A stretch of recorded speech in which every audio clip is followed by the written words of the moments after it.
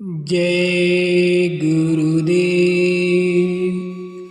दूरदर्शी आवाज मासिक पत्रिका 1 जनवरी 2024 पृष्ठ नंबर 6। वर्ष 2024 का आगाज साल भर की प्रतीक्षा के बाद आखिर 2023 का साल बीत गया और सन 2024 का शुभारंभ हो गया।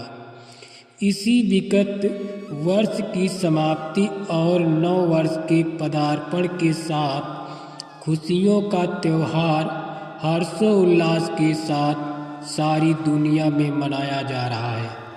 सभी लोग प्रसन्नता में हैं कि हम 1 साल बड़े हो गए, जबकि ऐसा नहीं है। सही अर्थों में विचार किया जाए तो ये सत्य प्रकट होगा कि हमारी आयु 1 वर्ष घट गई। इसका तात्पर्य है कि मानव जीवन के लक्ष्य को पूरा करने के लिए जो अवधि सांसों की पूंजी के रूप में मिली हुई थी, उसमें 1 साल चला गया। जो सांसें निकल गई वो वापस नहीं आएंगी। प्रत्येक व्यक्ति को इसका आकलन करना चाहिए कि बीते 1 साल में हमने अपनी जीवात्मा के कल्याण के लिए क्या किया और कितना किया।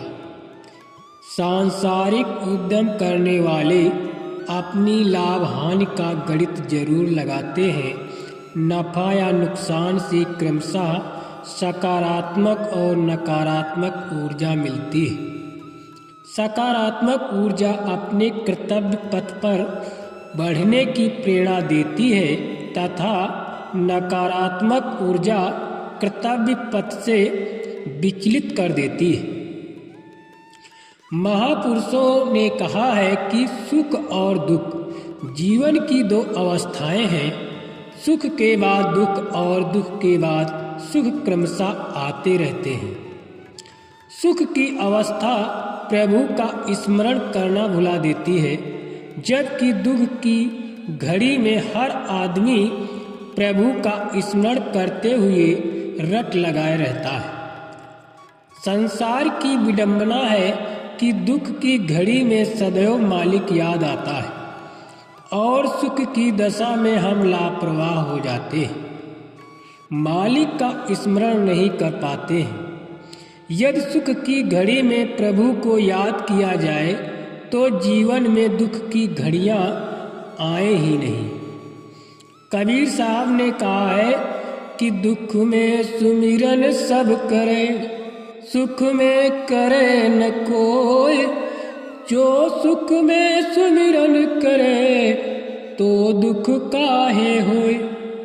फिर कहा है, सुख में सुमिरन ना किया, दुख में किया याद। कह कबीर दास की कौन सुने फरियाद। जहाँ तक जीवन में विपत्ति का प्रश्न है, दैहिक दैविक भौतिक तकलीफें क्रमानुसार आती जाती रहती हैं। तब जीवन की सबसे बड़ी विपत्ति के बारे में पूछताछ होती है तो उसका जवाब मिलता है, कह हनुमंत विपत्ति प्रभु सोई, जब तव सुमिरन भजन न होई। सुमिरन ध्यान भजन का नागा करना जीवन में सबसे बड़ी विपदा भुलाना है। वर्ष 2023 के रूप में 1 साल का गुजर जाना बहुत चिंताजनक है। पिछले साल में की गई चूक और गलतियों का प्रायश्चित करना चाहिए। नए वर्ष 2024 में मिली चुनौतियों का सामना करते हुए अपने कर्तव्य की चिंता हो और प्रस्तुत वर्ष में नियमित साधना करके अपना काम बना लेना चाहिए। यही श्रेयस्कर है। नए वर्ष 2024 में सबके लिए शुभकामनाएं। नया वर्ष सबके लिए हर्षमय, उत्कर्षमय, अमकर्षमय और भजन भक्तिमय हो। गुरु महाराज की सबको दया मिले। जय गुरुदेव।